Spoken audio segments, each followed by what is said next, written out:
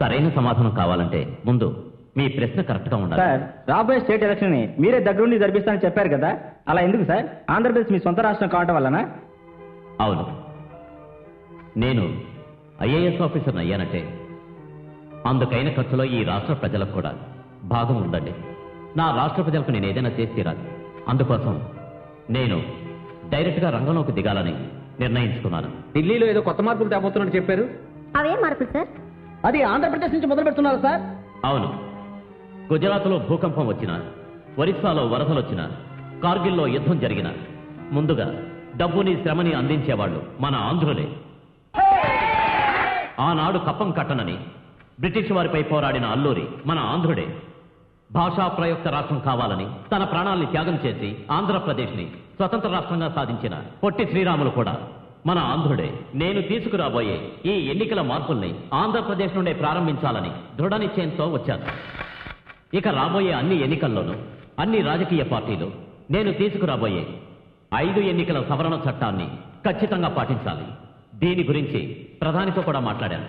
ఆ 5 చట్టాలు ఏంటని చెప్తారా సార్? చెప్తాను.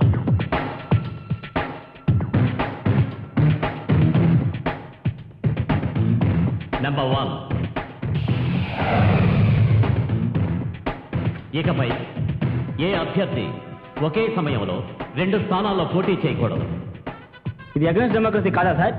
ఒకే టైంలో 2 స్థానాల్లో నిల్చోవడమే అగైన్స్ డెమోక్రసీ. 2 నియోజకవర్గాల్లో గెలవడం, ఆ తర్వాత ఒక స్థానాన్ని రాజీనామా చేసి మళ్లీ ఎలక్షన్ పెట్టమంటాం. ఇదంతా ఎవరి డబ్బు? రిక్షా లాగేవాళ్ళు, మూటలు మోసేవాళ్లు కట్టే పన్ను. రాజకీయవాదులు తమ స్వార్థం కోసం ప్రజలను మోసం చేయడం ఇంకా ఎన్నేళ్లు భరించాలి చెప్పండి. 2వ చట్టం, ఇకపై మధ్యంతర ఎన్నికలు వస్తే పదవిలో ఉన్న వాళ్ళెవరూ ప్రచారానికి వెళ్ళకూడదు. మంత్రి గాని, ముఖ్యమంత్రి గాని, ప్రధానమంత్రి గాని ఎవరు ఏ పదవిలో ఉన్నా సరే అది అందరికీ వర్తిస్తుంది. అలాంటప్పుడు పదవిలో ఉన్నవారు తమ పార్టీ అభ్యర్థి కోసం మధ్యంతర ఎన్నికల ప్రచారం చేయడం ఒక విధంగా నేరం అవుతుంది. అది కూడా కాదని వెళ్ళాలనుకుంటే తమ పదవికి రాజీనామా చేసేకే వెళ్ళాలి. తావు దెబ్బంటే ఏమిటా అన్నావే? ఇదేనా? 3వ చట్టం, 100% ఓటింగ్ జరగాలి. ఓటు హక్కు ఉన్నవాళ్లు ఖచ్చితంగా ఓటు వేసే తీరాలి. వేయకుండా తప్పించుకోలేదు. సార్, ఈ చట్టం వల్ల ఏమిటి ఉపయోగం? అర్థం కాలే. ఇకపై ఏ పనికిరాని వెధవ దొంగ ఓట్లు వేయలేడు. అదే అయ్యగారు చెప్పేది. ప్రజలు ఇలాంటివి ఒప్పుకుంటారా సార్? ఒప్పుకొని తీరాలి. రాజకీయ నాయకులు వాళ్ళ బాధ్యతలు సక్రమంగా నిర్వర్తించాలని ప్రజలు కోరుకున్నప్పుడు ప్రజలు తమ బాధ్యతల్ని సక్రమంగా నిర్వర్తించాలి. ఎన్నికల్లో ఓటు వేయని వాళ్ళకి current connection, gas connection, ration కార్డులు, ప్రభుత్వం ఇచ్చే అన్ని సౌకర్యాలను వెంటనే రద్దు చేయాలి. 4వ చట్టం, హత్య, దోపిడీ, మానభంగం, దేశద్రోహం లాంటి క్రిమినల్ కేసుల్లో ఇరుక్కున్న వాళ్ళెవరూ ఇక ఎన్నికల్లో నిలబడకూడదు. అప్పుడే రాజకీయం అనే గోపురం మీద రాబందులు వాలకుండా ఉంటాయి. ఊర్లో ఉన్న మిగతా టీవీలని ఎవరు ఆఫ్ చేస్తారు సార్? 5వ చట్టం, ప్రజలకు రీకాల్ పవర్ కావాలి. అంటే వెనక్కి పిలిచే హక్కు కావాలి. ఇదేందబ్బా కొత్తగా ఉందే? చెప్తాను. 1000 రూపాయలు జీతం తీసుకునే డ్రైవర్ తన పని సరిగ్గా చేయలేదంటే అతన్ని పనిలోంచి తీసేసే అధికారం ఆ యజమానికి ఉంది. అదేవిధంగా ఓటు వేసి పదవినిచ్చే ప్రజలకి తమ ఎమ్మెల్యే గాని, మంత్రి గాని సరిగ్గా పని చేయకపోతే వెంటనే వాళ్ళని పదవి నుంచి తొలగించే అధికారం కావాలి. ఇవన్నీ వినటానికి బాగానే ఉంటాయి. ప్రాక్టికల్ గా చేయగలమా సార్? చెయ్యలేమో అనే మాట చేతకాని వాళ్ళు చెప్పేది. ఇంకోసారి ఆ మాట నా ముందు అనకండి. ఇలాంటి చట్టాలతో జనాన్ని మార్చగలమంటారా సార్? మార్చలేమన్న మాట ముందు మనం మర్చిపోవాలి. ఎన్నికలు ఎప్పుడన్నది చెప్పలేదు సార్.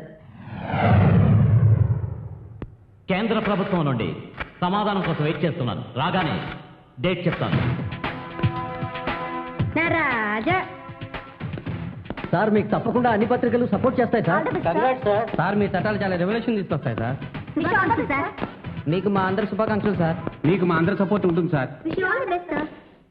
ఒక అణుబాంబు వేస్తేనే దేశం తట్టుకోలేదు. ఈయన ఏకంగా 5 అణుబాంబులను సునాయాసంగా వేసేసాడా? ఏమైనా కానీ అనగారు, మనమందరం దీన్ని వ్యతిరేకించి తీరాల్సిందే. ఖచ్చితంగా వ్యతిరేకించాలి. కానీ మనం చేయకూడదు. బుర్రకెక్కలేదు కదా, అధికారంలో ఉన్న కోదండాన్ని రెచ్చగొట్టి ఈడి మీదకి పంపాలి. దానివల్ల మనకే ప్రయోజనం. ఇదిగా ఇప్పుడు టీవీలో మాట్లాడాడే ఆయన ఎవరు అనుకుంటున్నావు? రాష్ట్రపతి తర్వాత అంత పవర్ ఉన్న వ్యక్తి. అంత గొప్పడి మీదకి మనం ఈ రోజుని పోటీగా పంపించామనుకో, అప్పుడు చూసుకో ఇక పిట్ట పరుగులు ఎరుకోవచ్చులే. మీరు మామూలు మనుషులు కాదు. అందుకే నే తలనే నువ్వు తోకవే. అలాగా నిన్ను పడగొట్టి నేను లీడర్ అవుతా, అప్పుడు తెలుసు నా తోక పవర్. నన్ను పడకూడదు అనుకున్నాడు నీ ఏవా.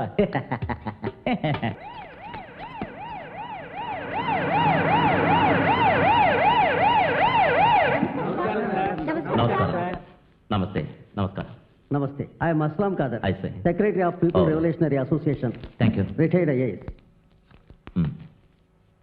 Is mister Muddu Ramareddy. Hello, sir. Lions club hello. President. She is Nirmala Rajendra. నమస్కారం. Is mister Ramakrishna, Hello, Balaji temple president. మీరిచ్చిన ఉపన్యాసం మా అందరికి మంచి ఇన్స్పిరేషన్ అయింది సార్. నిజం. 10 కమాండ్మెంట్స్ లాగా 5 కమాండ్మెంట్స్ చెప్పి మా అందరిని అదరగొట్టేశారు. Thank you sir. మీరు చెప్పినవన్నీ ప్రాక్టికల్ గా జరగాలని మేము ఆశిస్తున్నాం. అవును సార్. ఆశించడం కాదు, సహకరించండి. మీరు చేసే ఈ ప్రయత్నాలకి రాజకీయ నాయకుల నుండి చాలా బెదిరింపులు వస్తాయి. ఎలా తట్టుకుంటారో మరి. హ, కాలువను శుభ్రం చేస్తున్నప్పుడు కొన్ని దోమలు మనల్ని కొడతాయి. వాటిని బెదిరించి పారేసి మన పని మనం చేసుకుంటూ పోవాలి. ఏమంటారు? Well set. ఈ రోజు ఈ దేశం మీ గురించి మాట్లాడుతోంది. ఈ దేశం నా గురించి చెప్పుకోవాలని నేనేదీ చేయలేదు. ఈ ప్రపంచమంతా మన దేశం గురించి చెప్పుకోవాలి. అదే నా లక్ష్యం.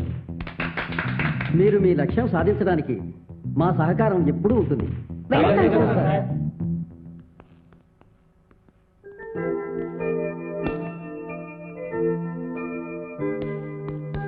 సార్, మ్. అందరూ వచ్చేసారు. మ్. మీకోసం వెయిటింగ్. ఎస్ఆర్ఎస్ వచ్చాడా? ఇప్పుడే వచ్చారు. వస్తున్నారు. ఎస్ఆర్ఎస్ఆ అతను ఎక్కడికి ఎందుకు వచ్చాడు? పోయిన వారం అసెంబ్లీలో నా మావ షర్ట్ పట్టుకోలేదని వాడే కదా. సిగ్గులేని వెధవ. వస్తున్నానుండు. హే, పుష్ప ఊరుకుంటావా? టీవీలో చూసేది నిజం కాదు. రాజ్యసభలో సీన్ అంతా జనాలకు ఊరికే వస్తుంట. నేను ఎస్తారు మంచి అండర్స్టాండింగ్ లో ఉన్నాం. ఆ శక్తి అయ్ బాబోయ్, దండాలండి. ఎలా ఉన్నారండి? రావాల్సిందంతా కరెక్ట్ టైంకి వస్తుందా? గవర్నమెంట్ చాకరీ చేసే వాడికి నెల జీతం కరెక్ట్ గా వస్తుందో లేదో, మా ఎస్ఆర్ఎస్ రావచ్చు కరెక్ట్ గా వస్తుంది. ఏమంటారన్నా? ఆ. పోయిన దఫా మీ నాయకుడు సీఎం గా ఉన్నప్పుడు చేసిన దానికి నేను బదులు తీసుకోవద్దా? మరి ఒప్పందాన్ని మీరకూడదు కదండి. ఆ, చెప్పండి, ఎందుకు వచ్చారు? ఏంటి విషయం? ఏంటి ముఖ్యమంత్రి గారు టీవీ చూడటం లేదా? ఎవరో ఎలక్షన్ కమిషనరట. ఎలక్షన్ కొత్తగా కనిపెట్టినట్టు టీవీలో పిచ్చి పిచ్చిగా తెగవవుతున్నాడండి. మీరు పట్టించుకోకపోతే ఎలా అండి బాబా? నేను అది టీవీలో చూసానయ్యా. కొత్తగా వచ్చాడుగా, అలాగే ఉంటాడులే. ఇవన్నీ మనకు మామూలే కదయ్యా. అయ్యా, అనుభవంతో చెప్తున్నాను, మన జాగ్రత్త పడాల్సిన మనిషి. ఆయన టీవీలో మాట్లాడినప్పుడు చూశానయ్యా, ఆయన కళ్ళలో ఒక పవర్ ఉంది. పవర్ లో ఉన్నది నేనయ్యా. వాడు నన్ను ఏమీ చేయలేడు. కట్లో పవర్ ఉంది. ఒక చిన్న అగ్గిపుల్ల గీసి పారేస్తే మొత్తం అడవి తగలబడిపోయినట్టు ఆవిడ పెట్టిన చిచ్చుకి దేశమే రగిలిపోతోంది. మన గురించే మాట్లాడుకునే జనం ఆయన గురించి 5 చట్టాల గురించి మాట్లాడుకుంటున్నారు. ఆ, సరే, ఇప్పుడు ఏం చేద్దామంటారు? వెంటనే ఏదో ఒకటి చేసేయాలండి బాబా. ఆడు చెప్పినట్టు 5 చట్టాల ప్రకారం ఎలక్షన్లు జరిగాయంటే మన బతుకు కుక్కలు చంపిన ఇస్తారేనండి. అర్థమైంది.